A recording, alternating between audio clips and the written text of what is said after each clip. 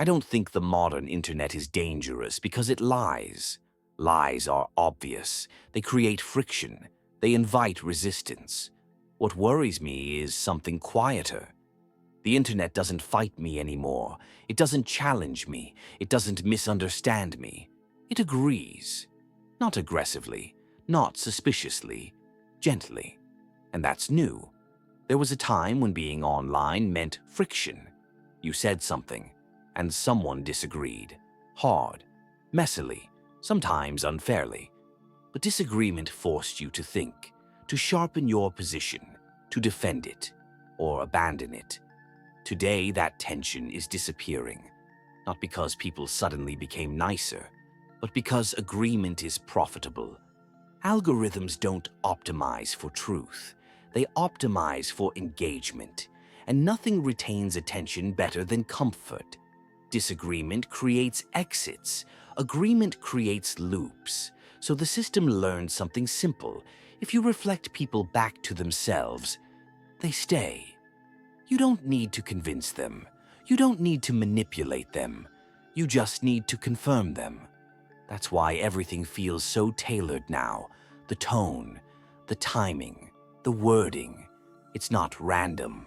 Your feed is not a window anymore. It's a mirror. And mirrors are soothing. They don't surprise you. They don't resist you. They don't ask who you might be wrong about. They just nod. This is where the danger begins, because thinking requires friction. Growth requires discomfort. Identity requires resistance. When everything agrees with you, you stop refining your ideas. You stop testing them. You stop questioning your assumptions. You feel informed, but you become static. This isn't a conspiracy, it's optimization. The internet learned that calm users scroll longer than challenged ones, that reassurance outperforms contradiction, that certainty feels better than doubt. So it adjusted, and slowly, without announcement, the web shifted from the conversation to confirmation. You're no longer entering a shared space. You're entering a personalized atmosphere, one that feels safe, one that feels validating, one that feels right. But feels right is not the same as being real. Reality pushes back. Mirrors don't. This is why the internet now feels strangely empty, even when it's full of content. Why comment sections feel repetitive. Why opinions feel prepackaged. Why answers arrive too quickly. It's not that humans disappeared overnight. It's that friction did. And without friction, presence fades.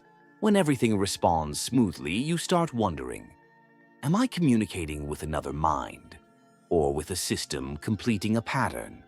Because patterns don't argue. They resolve. They don't misunderstand. They optimize. And optimization doesn't care if you grow, only if you stay. This is why comfort is more dangerous than deception. A lie can be exposed. Comfort rarely is. Lies provoke suspicion. Comfort dissolves it. You don't fact-check something that feels good. You don't question something that agrees with you. You don't resist something that removes effort. You sink into it. And slowly, thinking becomes optional. The internet didn't take your voice away. It softened it. It didn't silence disagreement. It made it inefficient. It didn't erase humanity.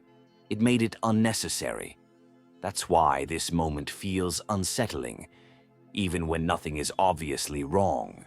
The danger isn't artificial intelligence, it's artificial harmony.